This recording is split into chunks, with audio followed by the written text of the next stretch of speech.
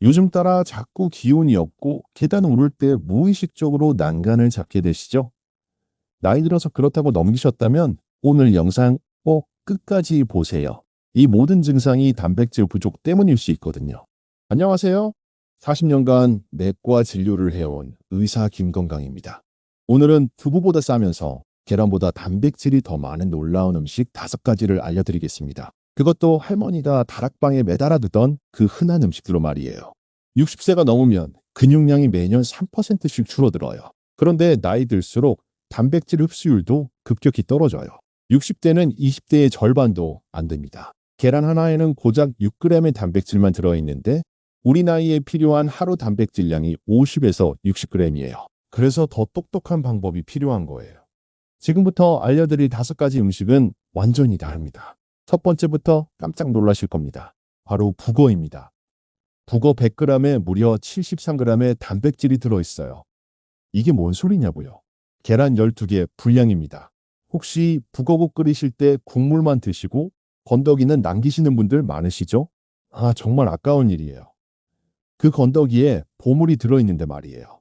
북어는 명태를 바닷바람에 말린 건데 이 과정에서 단백질이 농축되면서 동시에 소화 흡수율도 좋아져요.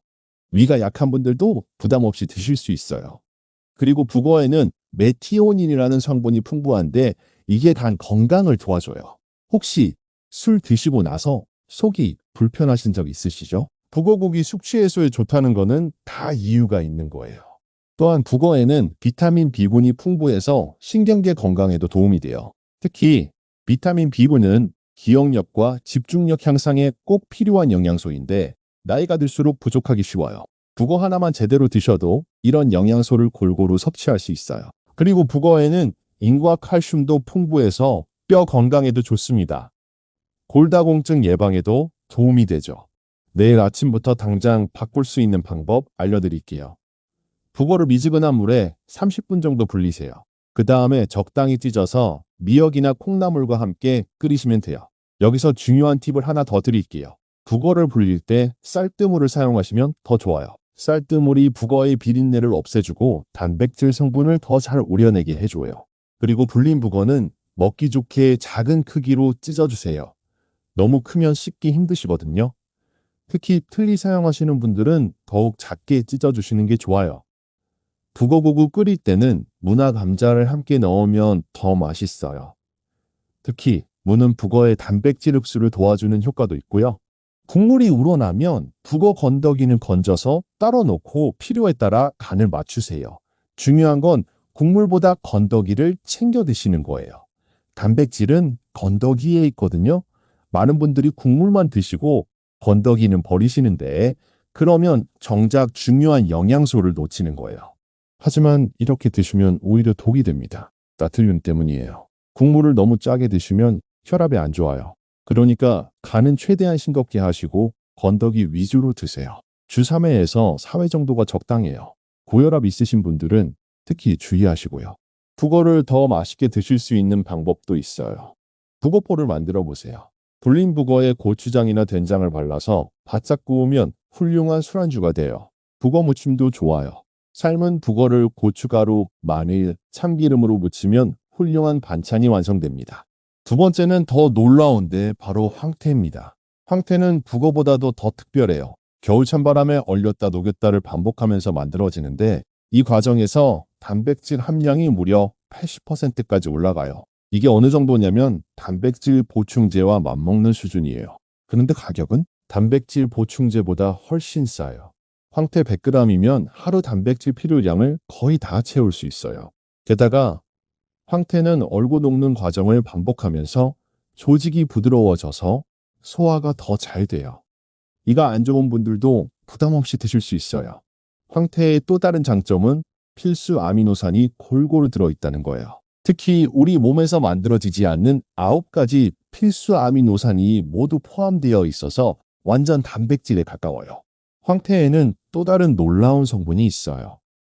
바로 타우린입니다. 타우린은 심장 건강에 좋고 콜레스테롤 수치를 낮춰주는 효과가 있어요. 그리고 황태에 들어있는 DHA와 EPA는 치매 예방에도 도움이 됩니다. 최근 연구에 따르면 이런 오메가3 지방산을 꾸준히 섭취하면 인지기능 저하를 늦출 수 있다고 해요.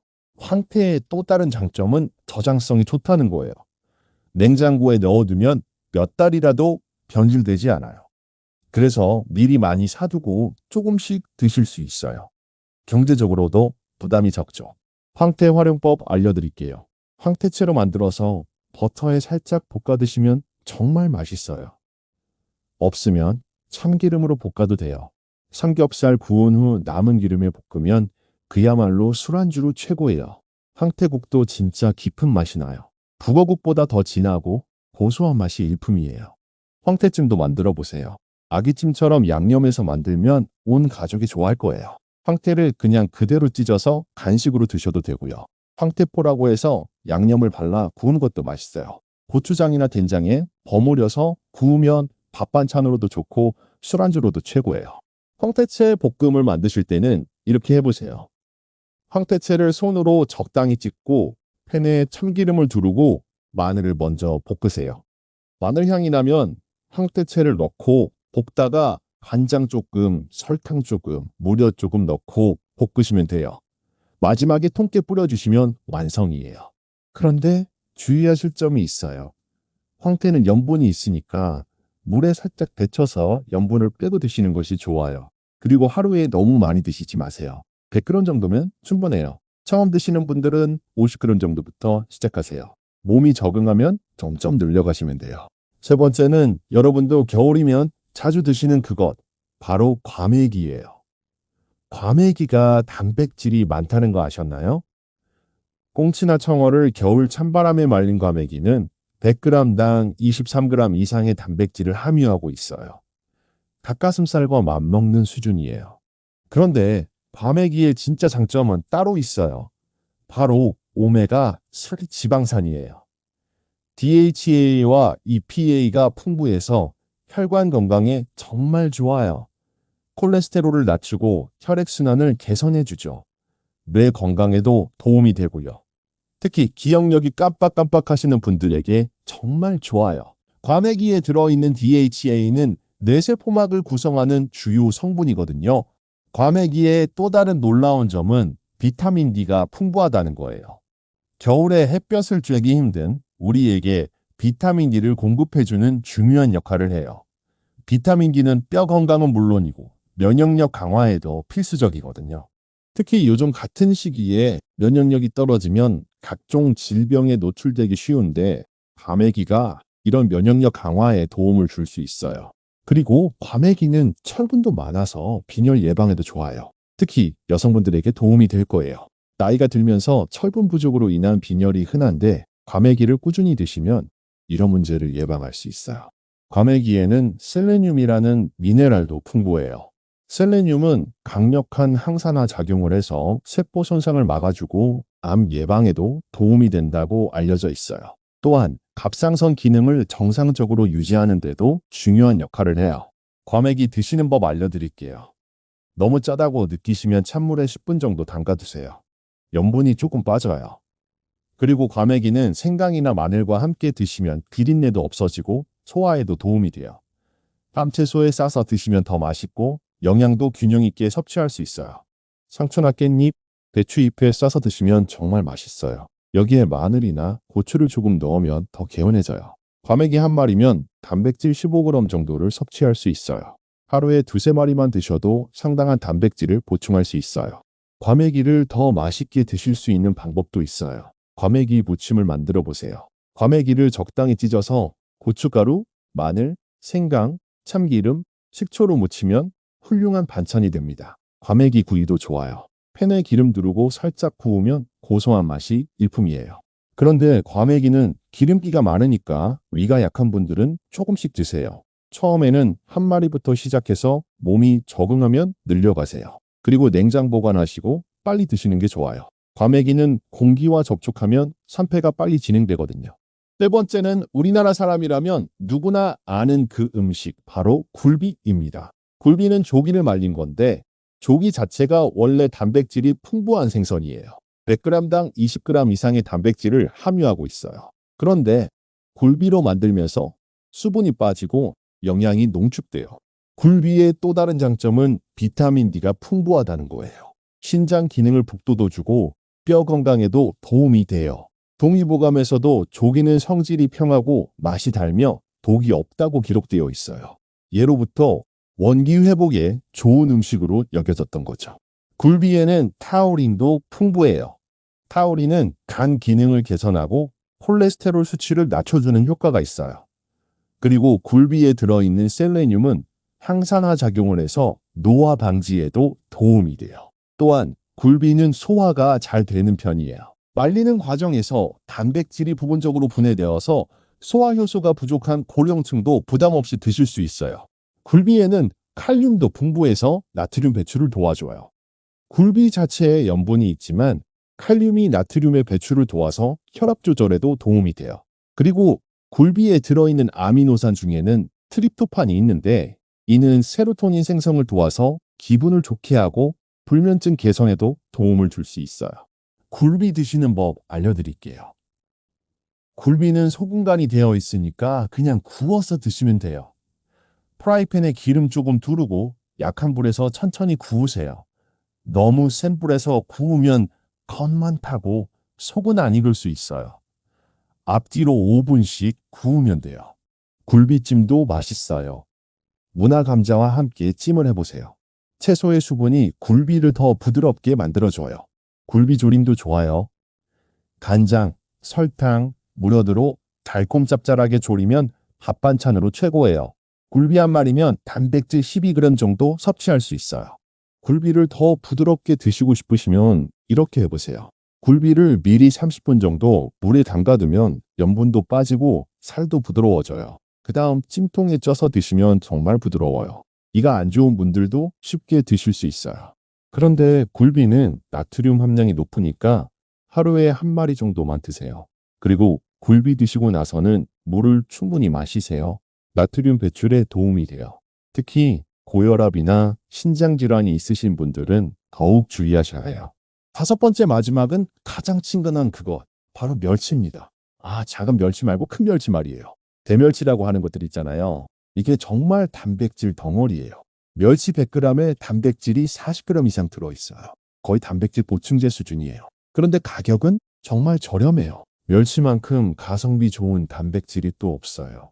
멸치는 칼슘도 풍부해서 뼈 건강에도 좋고 타우린도 많아서 간 건강에도 도움이 돼요. 멸치의 놀라운 점은 완전 단백질이라는 거예요. 우리 몸에 필요한 필수 아미노산 9가지가 모두 들어있어서 근육 합성에 최적화되어 있어요. 그리고 멸치에는 비타민 B12가 풍부해서 신경계 건강에도 도움이 돼요. 또한 멸치는 오메가3 지방산도 많이 들어있어서 혈관 건강에도 좋아요. 멸치에 들어있는 칼슘은 흡수율이 높아서 골다공증 예방에 특히 효과적이에요. 멸치의 또 다른 장점은 인이 풍부하다는 거예요. 이는 칼슘과 함께 뼈를 구성하는 중요한 미네랄인데 멸치에는 이 두 성분이 모두 풍부해서 뼈 건강에 상승 효과를 낼 수 있어요. 그리고 멸치에 들어있는 아연은 면역력 강화와 상처 치유에 도움을 줘요. 멸치 활용법은 정말 다양해요. 멸치볶음에서 반찬으로 드시면 되고 멸치국수도 맛있어요. 멸치를 우린 육수에 국수 넣고 끓이면 시원한 멸치국수가 완성돼요. 멸치 조림도 좋아요.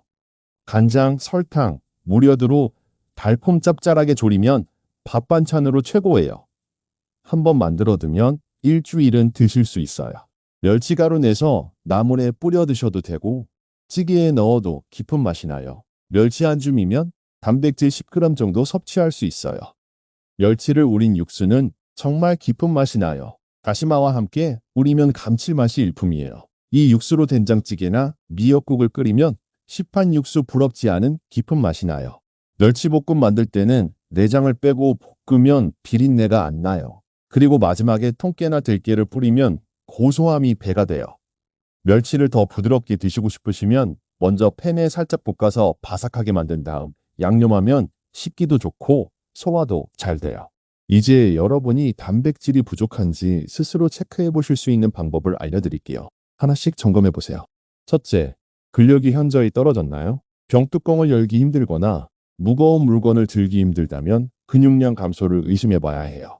둘째, 계단 오르기가 예전보다 힘드신가요? 숨이 차고 다리에 힘이 없다면 단백질 부족 신호일 수 있어요. 셋째, 상처가 잘 안 났나요? 단백질은 상처 치유에 필수적인데 부족하면 회복이 느려져요. 넷째, 머리카락이 많이 빠지거나 얇아졌나요? 머리카락의 주성분이 케라틴이라는 단백질이거든요. 다섯째, 손톱이 잘 부러지거나 갈라지나요? 손톱도 단백질로 만들어져서 부족하면 약해져요. 여섯째, 면역력이 떨어져서 감기를 자주 걸리나요? 항체도 단백질로 만들어지거든요. 일곱째, 부종이 생기나요? 특히 다리나 발목이 자주 부으신다면 단백질 부족을 의심해 봐야 해요. 여덟째, 집중력이 떨어지고 기억력이 나빠졌나요? 뇌에서 신경 전달 물질을 만드는데도 단백질이 필요해요. 이 중에서 5개 이상 해당된다면 단백질 부족일 가능성이 높아요. 지금 당장 식단을 점검해 보세요. 나이에 따른 단백질 필요량을 정확히 알려드릴게요. 60대는 체중 1kg당 1.2g, 70대는 1.3g, 80세 이상은 1.5g이 필요해요. 60kg인 분이라면 60대에는 72g, 70대에는 78g, 80대에는 90g의 단백질이 필요한 거예요. 근데 여기서 중요한 건 흡수율이에요. 20대의 단백질 흡수율을 100%라고 하면 60대는 60%, 70대는 50%, 80대는 40%까지 떨어져요. 그러니까 80대 분이 90g의 단백질을 섭취하려면 실제로는 225g 정도를 먹어야 한다는 뜻이에요. 이게 얼마나 힘든 일인지 아시겠죠? 그래서 오늘 알려드린 이 5가지 음식들이 중요한 거예요. 흡수율이 좋고 단백질 함량이 높아서 적은 양으로도 효과를 볼 수 있거든요. 단백질은 언제 먹느냐도 중요해요. 가장 좋은 시간은 아침이에요. 밤사이 근육이 분해되는 시간이 길었기 때문에 아침에 단백질을 충분히 섭취해야 근육 합성이 시작돼요. 그 다음은 운동 후 30분 이내예요. 이때가 근육 합성이 가장 활발한 시간이거든요. 한 번에 너무 많이 드시면 안 돼요. 우리 몸이 한 번에 처리할 수 있는 단백질량은 20g 정도가 한계예요. 그 이상 먹어도 소변으로 배출되거나 지방으로 저장될 뿐이에요. 그래서 하루 3번 균등하게 나누어서 드시는 게 가장 효율적이에요. 단백질만 먹는다고 근육이 생기는 게 아니에요. 근육을 사용해야 단백질이 근육으로 가요. 거창한 운동은 안 해도 돼요. 하루 30분 걷기, 계단 오르내리기, 스쿼트 10개씩 하루 3번. 이 정도만 해도 충분해요. 특히 중요한 건 저항 운동이에요. 근육에 부하를 주는 운동 말이에요. 페트병에 물 채워서 들어올리기, 의자에 앉았다 일어서기, 벽에 대고 팔굽혀펴기. 이런 간단한 운동만 해야 근육량 유지에 큰 도움이 돼요. 운동할 때 주의사항도 있어요. 갑자기 무리하면 부상당할 수 있으니까 천천히 시작하세요. 몸에 무리가 가지 않는 선에서 조금씩 늘려가시면 돼요. 그리고 운동 전후에는 반드시 스트레칭을 하세요. 단백질 대사 과정에서 물이 많이 필요해요. 단백질을 분해하고 합성하는 모든 과정에 물이 관여하거든요. 하루에 8잔 정도 조금씩 자주 마시세요. 한 번에 많이 마시는 것보다는 30분마다 한 모금씩 마시는 게 좋아요. 특히 오늘 알려드린 말린 생선들은 나트륨이 있어서 물을 더 많이 마셔야 해요. 나트륨 배출에도 도움이 되고 혈압 조절에도 좋아요. 물 대신 보리차나 옥수수차를 마셔도 좋아요. 단백질과 함께 먹으면 좋은 영양소들이 있어요. 비타민C는 단백질의 콜라겐 합성을 도와줘요. 시금치, 브로콜리, 파프리카, 키위, 딸기 같은 것들이죠. 비타민 D는 근육 기능을 향상시켜줘요. 버섯류나 계란 노른자에 많아요. 아연은 단백질 합성에 꼭 필요한 미네랄이에요. 견과류나 씨앗류에 많이 들어있어요. 마그네슘은 근육 수축과 이완에 중요해요. 바나나나 아보카도, 견과류에 풍부해요. 반대로 피해야 할 조합도 있어요. 카페인은 단백질 흡수를 방해하니까 단백질 식사 후 1시간은 피하세요. 알코올도 근육 합성을 크게 방해해요. 가능하면 금주하시거나 최소화하세요. 이 5가지 음식들을 경제적으로 구매하는 방법을 알려드릴게요. 재래시장에서 사면 마트보다 30% 저렴해요. 특히 대량 구매하면 더 싸게 살 수 있어요. 북어, 황태, 굴비는 건조 상태라 상온 보관이 가능하니까 많이 사두셔도 돼요. 보관할 때는密폐 용기에 넣어서 서늘하고 건조한 곳에 두세요. 냉장고에 넣으면 더 오래 보관할 수 있어요. 멸치는 냉동실에 보관하면 몇 달이라도 신선하게 드실 수 있어요. 과메기는 구매 후 바로 소분해서 냉동 보관하세요. 먹을 만큼씩 나누어서 보관하면 신선함을 오래 유지할 수 있어요. 이제 이 5가지를 어떻게 드시면 되는지 실용적인 가이드를 알려드릴게요. 가장 중요한 건 타이밍이에요. 아침, 점심, 저녁으로 나누어서 드세요. 한 끼에 20g에서 30g씩 드시는 게 가장 효과적이에요. 특히 아침 식사에서의 단백질이 중요해요. 밤새 공복 상태였던 몸에 아침에 단백질을 공급해주면 하루 종일 근육 합성이 활발해집니다. 아침에는 북어 미역국 한 그릇에서 약 15g, 점심에는 굴비 한 마리에서 12g, 저녁에는 과메기 2마리에서 20g. 이렇게 하면 하루 47g 정도의 단백질을 섭취할 수 있어요. 여기에 황태채 볶음이나 멸치 볶음을 반찬으로 추가하면 총 60g 이상의 단백질을 섭취할 수 있겠죠. 이는 70대 성인에게 권장되는 단백질 섭취량을 충분히 만족시키는 양입니다. 조합의 마법도 있어요. 이것들과 함께 먹으면 흡수율이 2배가 돼요. 비타민C가 풍부한 음식과 함께 드세요. 시금치, 브로콜리, 배추김치 같은 것들이요. 이들이 단백질이 근육으로 바뀌는 과정을 도와줘요. 건강한 지방도 중요해요. 들기름이나 참기름 같은 건강한 지방은 단백질 소화를 돕고 세포막을 튼튼하게 만들어서 영양소가 잘 전달되도록 해줘요. 발효식품도 함께 드세요. 된장, 김치 같은 발효식품과 함께 먹으면 장 건강과 단백질 흡수율을 동시에 높일 수 있어요. 피해야 할 조합도 있어요. 이렇게 먹으면 효과가 제로가 돼요. 커피나 녹차를 단백질 식사와 함께 드시면 안 돼요.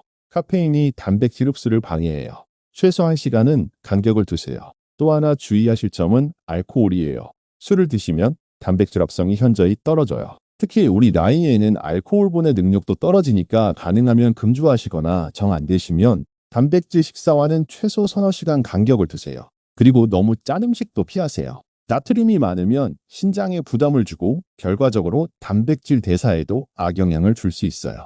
현실적이고 경제적인 식단을 제안해 드릴게요. 특별한 거 없이도 충분히 가능해요. 아침에는 북어 미역국 한 그릇에서 15g, 점심에는 멸치볶음 반찬과 굴비구이에서 20g, 저녁에는 과메기와 황태채 볶음에서 25g, 이렇게 하면 총 60g의 단백질을 섭취할 수 있어요. 여기서 중요한 건 단백질을 한 번에 몰아서 드시면 안 된다는 거예요. 우리 몸은 한 번에 처리할 수 있는 단백질량에 한계가 있거든요. 한 끼에 20g에서 30g이 최대예요. 그 이상 먹으면 그냥 배출되고 근육으로 가지 못해요. 그래서 아침, 점심, 저녁으로 나누어서 드시는 게 훨씬 효율적이에요. 또 하나 말씀드리고 싶은 건 이 식단이 생각보다 어렵지 않다는 거예요. 특별한 재료를 샀거나 복잡한 요리를 할 필요가 없어요. 그냥 평소에 드시던 음식들을 조금만 바꾸면 되거든요. 예를 들어 평소에 미역국 끓이실 때 북어만 추가하시면 되고 반찬으로 멸치볶음 하나 더 올리시고 굴비나 과메기 하나씩 추가하시면 돼요. 이렇게 간단한 변화만으로도 단백질 섭취량이 2배 이상 늘어나요. 한 달 식비도 크게 늘지 않아요. 북어, 과메기, 굴비, 황태, 멸치 다 우리가 평소에 먹던 것들이잖아요.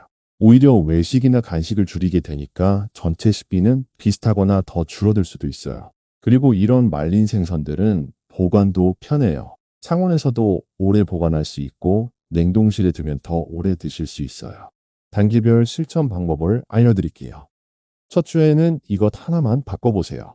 아침에 북어국 끓여서 건더기까지 드시는 거예요. 그것만으로도 하루 단백질 섭취량이 크게 늘어날 거예요. 두 번째 주에는 여기에 이것 하나 더 추가하세요. 점심이나 저녁에 굴비나 과메기, 반찬을 하나씩 넣는 거예요. 세 번째 주에는 황태채나 멸치볶음을 준비해서 매일 조금씩 드세요. 네 번째 주에는 이 모든 걸 조합해서 하루 3끼에 골고루 배분해서 드시는 거예요. 한 달 후에는 이런 변화를 느끼실 거예요. 기력도 생기고 잠도 잘 자고 소화도 잘 되고 무엇보다 활력이 넘칠 거예요. 실제로 저희 병원에 오신 75세 김영수 어르신 사례를 말씀드릴게요. 이분은 무릎이 아파서 계단 오르기가 힘드셨어요. 조금만 걸어도 숨이 차고 평상시에도 기력이 없으셨죠. 그런데 가장 속상했던 건 손주들이 할아버지 같이 놀자고 할 때 할아버지는 아파서 안 된다고 말해야 하는 거였대요. 그분이 식단을 바꾸신 후 어떻게 되셨을까요?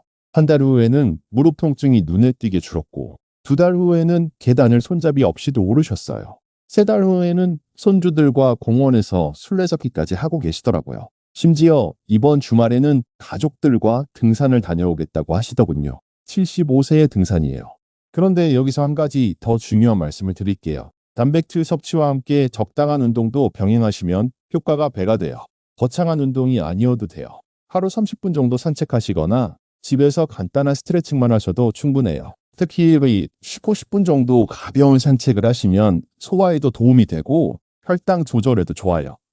그리고 근육을 조금이라도 사용하면 단백질이 근육으로 가는 비율이 높아져요. 또 하나 중요한 건 물 섭취예요. 단백질을 대사하는 과정에서 물이 많이 필요해요. 하루에 8잔 정도 조금씩 자주 마시세요. 한 번에 많이 마시는 것보다는 조금씩 자주 마시는 게 좋아요. 특히 말린 생선들은 염분이 있으니까 물을 충분히 마시는 게 중요해요. 마지막으로 가장 중요한 말씀을 드리겠습니다. 이런 상상해 보세요. 내년 이맘때 손주들과 신나게 뛰어다니는 나, 계단 오를 때 숨 안 차는 나, 아침에 일어나면 개운한 나, 병원 덜 가는 나. 이 모든 게 단지 식단 하나 바꾸는 것으로 가능해요. 단백질은 얼마나 먹느냐보다 어떻게, 언제, 무엇과 함께 먹느냐가 더 중요합니다. 특히 60세 이후에는 근육이 줄고 체력이 떨어지며 허리나 무릎 통증이 이유 없이 시작되죠. 그 원인을 나이로만 돌리지 마세요. 혹시 내 식단에 단백질이 부족한 건 아닌지 꼭 점검해 보세요. 하루라도 빨리 시작하셔야 합니다. 우리 몸은 생각보다 훨씬 더 회복력이 뛰어나거든요. 오늘 당장 거창한 것을 바꿀 필요는 없어요. 오늘 저녁 식사부터 하나만 바꿔보시면 어떨까요? 북어 한 줄, 굴비 한 마리, 과메기 한 점. 그게 근육과 면역력을 지키는 가장 쉬운 실천일 수 있습니다. 지금 시작하면 내년 이맘때 어떤 삶을 살고 있을까요? 절대 늦지 않았습니다. 이런 건강 정보 놓치지 않으시려면 구독 한번 눌러주세요. 꼭 도움드릴게요. 그리고 어떤 음식부터 시작하실 건지 댓글로 알려주세요. 여러분의 건강한 변화를 응원하겠습니다. 다음 영상에서는 이런 전통 음식들로 만들 수 있는 간단한 요리법들을 자세히 알려드리겠습니다. 요리 초보자도 쉽게 따라할 수 있는 내용이니까 기대해 주세요. 여러분은 오늘 어떤 한 가지를 바꿔보시겠습니까? 이 작은 변화가 여러분의 100세 건강을 위한 첫걸음이 될 것입니다.